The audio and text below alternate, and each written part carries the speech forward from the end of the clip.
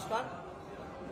শ্রীমৎ চিন্ময় কৃষ্ণ দাস ব্রহ্মচারী সহ অন্যান্য ভুক্তভোগীদের যে মিথ্যা মামলা দিয়ে হয়রানি করা হচ্ছে, পাশাপাশি তারা যে কারাগারে আটকে রাখছে মিথ্যা মামলা দিয়ে, তাদের অনতিবিলম্বে মুক্তির আশা এবং আমাদের গোপীনাথ বাবাজির সুস্থতা কামনা সহ দেশ ও বাসীর সুখ এবং শান্তি কামনায় আজকের এই প্রদীপ প্রজ্বলন অনুষ্ঠান।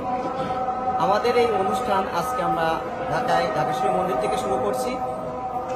এই ধারাবাহিকতায় আশা রাখি আমাদের সমগ্র বাংলাদেশ সহ সমগ্র বিশ্বে এটা চলমান থাকবে। পাশাপাশি আমাদের পরবর্তী প্রোগ্রাম 21 তারিখে এই ঢাকেশ্বরী মন্দিরে গণস্বাক্ষর, পাশাপাশি 28 তারিখে 3 ঘটিকায় প্রেস ক্লাবে আমাদের মুখে কালো কাপড় বেঁধে মৌন অবস্থান কর্মসূচির আয়োজন করা হয়েছে। আশা রাখি আমরা এই কর্মসূচি আমরা সমগ্র বাংলাদেশ সহ সমগ্র বিশ্বে একই সময়ে চলমান রাখব, আর সবাই আমাদের সাথে অংশগ্রহণ করবেন। আমরা আরও বলতে চাই যে আমরা বাংলাদেশে হিন্দু, মুসলিম, বৌদ্ধ, খ্রিস্টান সবাই একে অপরের সাথে মিলেমিশে বসবাস করতে চাই এবং যেভাবে বসবাস করে যাচ্ছি এভাবেই যেন আমরা বসবাস করতে চাই, একে অপরের অনুষ্ঠানে অংশগ্রহণ করব।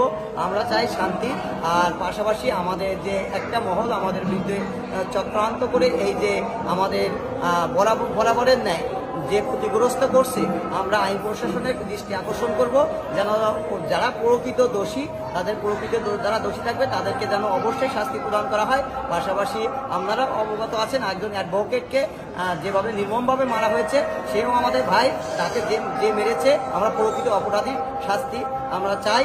আমরা কখনোই বলবো না যে অপরাধীর শাস্তি চাই না, কারণ আমরা সর্বদাই শান্তির পথের প্রতীক। এরপরে আমাদের শ্রদ্ধাভাজন প্রদীপ দা আছেন, তিনি বলে আজকে আমাদের অনুষ্ঠানের সমাপ্তি ঘোষণা করবেন।